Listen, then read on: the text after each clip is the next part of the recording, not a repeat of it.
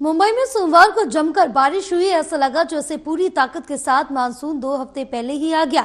शहर के कई इलाकों में जल भराव, यातायात और धीमी रेल सेवाओं के कारण जनजीवन अस्त व्यस्त हो गया।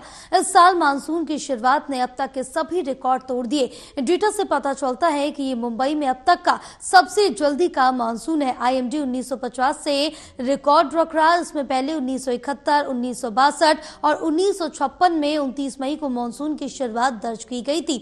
मुंबई में मानसून की शुरुआत की सामान्य तारीख 11 जून है। उत्तर प्रदेश की राजधानी लखनऊ में गर्मी अपने प्रचंड रूप में पहुंच चुकी है। मई के आखिरी सप्ताह में शहरवासियों को भीषण गर्मी से दो चार होना पड़ रहा। मौसम विभाग की माने तो अगले 2 दिन यानी कि 27 और 28 मई को तीखी धूप के साथ साथ तापमान और चढ़ेगा, लेकिन अनुमान है कि पारा 2 डिग्री तक और बढ़ सकता है, जिससे लोगों को और ज्यादा गर्मी का सामना करना पड़ेगा। लेकिन इस साल 2025 की बात करें तो दक्षिण पश्चिमी मानसून ने केरल, तमिलनाडु, कर्नाटक और महाराष्ट्र में सामान्य तारीख 1 जून से करीब 2 सप्ताह पहले यानी कि 24 मई को दस्तक दे दी। खास बात तो ये रही कि 24 मई को मानसून ने केरल से लेकर महाराष्ट्र और बेंगलुरु जैसे शहरों तक एक साथ बड़े क्षेत्र को कवर किया। यह घटना 54 साल बाद दोहराई गई, जब 1971 में भी मानसून ने कर्नाटक और महाराष्ट्र के कुछ हिस्सों में एक साथ शुरुआत की थी। लेकिन इसकी जल्दी और व्यापक शुरुआत के पीछे क्या कारण है? क्या ये ग्लोबल वार्मिंग का असर है? तो बता दें कि मानसून का जल्दी आना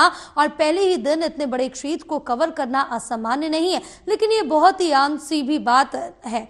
1971 में ऐसा ही हुआ था, जब मानसून ने कर्नाटक और महाराष्ट्र के बड़े हिस्से को एक साथ कवर किया। और इस साल भी मानसून की सक्रियता 2 जून तक बनी रहने की उम्मीद है, जिससे ये महाराष्ट्र और पूर्वी राज्यों में और आगे बढ़ेगा। हालांकि जून की शुरुआत में मानसून की प्रगति धीमी हो सकती है, क्योंकि मध्य अक्षांश की शुष्क हवाएं, mid latitude dry air mosses नमी वाली मानसूनी हवाओं को बाधित करती है। ये रुकावट हाल के वर्षों में अधिक देखी गई, जो मानसून की अनियमितता को बढ़ा रही है।